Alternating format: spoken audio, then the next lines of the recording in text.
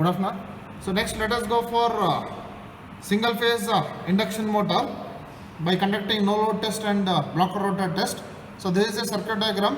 So which is similar to your load test on single phase induction motor. There is no change in the circuit diagram. Okay. So this is the circuit. So the procedure while coming to the no load test. So keep the brake drum under no load position. See that F1 and F2 are 0 and see the rotor which will be rotatable. Okay, so it must be free to rotate. Now regard the circuit as shown in the circuit diagram. So switch on the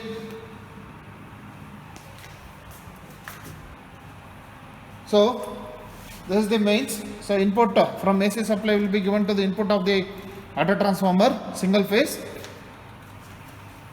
From output of the auto transformer we are connecting voltmeter across two terminals. Next from one terminal we are connecting to ammeter. From ammeter it is connected to M. So M and C are shorted. Next V, one terminal is connected to motor and L of the wattmeter will be connected to the another terminal of the motor. Next from the return path of the motor will be connected to the another terminal of the output of the auto transformer. So now apply the supply voltage for a single phase transformer. Rated voltage as 230 volts under no load condition, for no load condition. So switch on the mains. Now slowly vary the auto transformer up to its rated voltage. So single phase rated voltage is 230 volts. So apply voltage up to 230 volts. Now note down the voltage V0 voltage 230 volts. No load current, it is carrying out 4.8 amps. No load power 300 watts. So knowing these values, find what is R0, X0 and cos phi naught. So we know W0. So W0 is equal to V0 I0 cos phi naught. So here find cos phi naught. Next, so this completes the no load test on a single phase motor. So also you can note down the no load speed. To find the slip, we can find what is the no load speed. It is 1495 RPM. So now bring back the auto transformer to minimum position 0. Switch off the mains. Now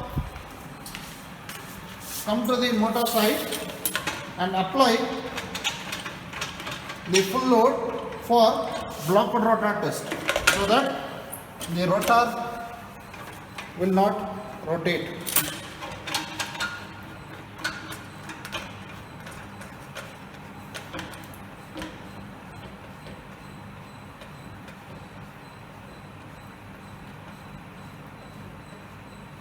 So after blocking the rotor, so change the voltmeter.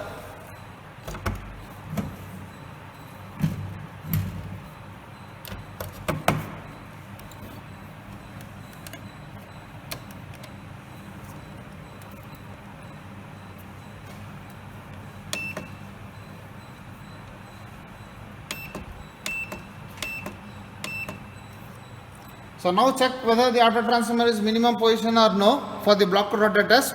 Once if you check it is in minimum position, now switch on the main supply.